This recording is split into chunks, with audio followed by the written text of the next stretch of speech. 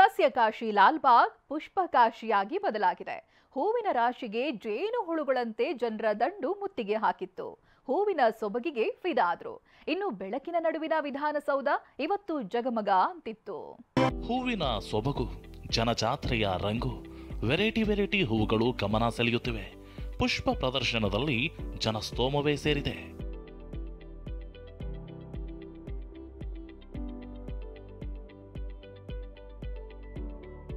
ಸ್ವಾತಂತ್ರ್ಯೋತ್ಸವದ ಅಂಗವಾಗಿ ಲಾಲ್ಬಾಗ್ನಲ್ಲಿ ಫಲಪುಷ್ಪ ಪ್ರದರ್ಶನ ನಡೆದಿದೆ. ಹೂವಿನ ಲೋಕದಲ್ಲಿ ಅಂಬೇಡ್ಕರ್ ಅವರ ಜೀವನಗಾಥೆ ಮೂಡಿದೆ. ಫಲಪುಷ್ಪ ಪ್ರದರ್ಶನದ 8ನೇ ದಿನವಾದ ಇವತ್ತು ಜನಸಾಗರವೇ ಹರಿದು ಬಂದಿತ್ತು. ಸ್ವಾತಂತ್ರ್ಯ ದಿನಾಚರಣೆಯ ರಜೆ ಇದ್ದಿದ್ರಿಂದ ಮಕ್ಕಳು, ಪೋಷಕರೇ ತುಂಬಿ ತುಳುಕುತ್ತಿದ್ದರು. ನಂಗೆ ತುಂಬ ಖುಷಿ ಆಗ್ತಾ ಇದೆ. ನಮ್ಮ ಅಂಬೇಡ್ಕರ್ ಅವ್ರ ಬಗ್ಗೆ ಮಾಡಿರೋ ಕಲಾಕೃತಿ ನಂಗೆ ತುಂಬ ಖುಷಿ ಆಗ್ತಾ ಇದೆ. ಹೀಗೆ ವರ್ಷನೂ ಮಾಡಲಿ ಅಂತ ಹಾರೈಸ್ತೀವಿ. ಹೌದು, ತುಂಬ ಚೆನ್ನಾಗಿದೆ. ತುಂಬ ಖುಷಿ ಆಗ್ತಾ ಇದೆ. ಆ್ಯಕ್ಚುಲಿ ಮಕ್ಕಳು ಫ್ಯಾಮಿಲಿ ಜೊತೆ ಎಲ್ಲ ಬಂದಿದ್ದೀವಿ.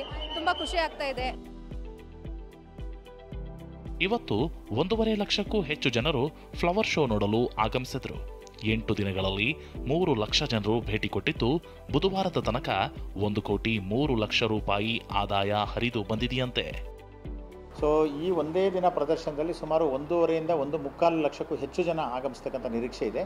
ಸೊ ಇದುವರೆಗೂ ಕೂಡ ಕಳೆದ 6 ದಿನಗಳ ಪ್ರದರ್ಶನದಲ್ಲಿ ಸುಮಾರು 2.25 ಲಕ್ಷ ಜನ, ಅಂದರೆ 3 ಲಕ್ಷ ಜನ ಭಾಗವಹಿಸಿದ್ದಾರೆ, ಮಕ್ಕಳನ್ನು ಸೇರಿ. ಇದುವರೆಗೂ ಕೂಡ ನಮಗೆ 1,03,68,000 ರೂಪಾಯಿ ನಿನ್ನೆವರೆಗೆ ಕಲೆಕ್ಟ್ ಆಗಿದೆ. ಇಡೀ ದಿನ ಲಾಲ್ಬಾಗ್ನಲ್ಲಿ ಜನಸ್ತೋಮ ಸೇರಿದ್ರೆ, ರಾತ್ರಿ ಜಗಮಗಿಸುತ್ತಿದ್ದ ವಿಧಾನಸೌಧ ನೋಡಲು ಸಾವಿರಾರು ಜನರು ಲಗ್ಗೆ ಹಾಕಿದ್ರು.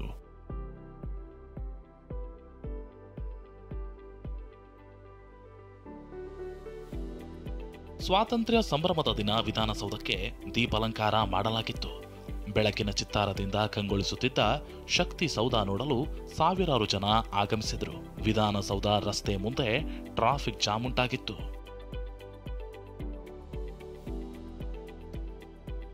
ಜಗದೀಶ್ ಜೊತೆ ವಿನಾಯಕ್ ಗುರು, TV9 ಬೆಂಗಳೂರು.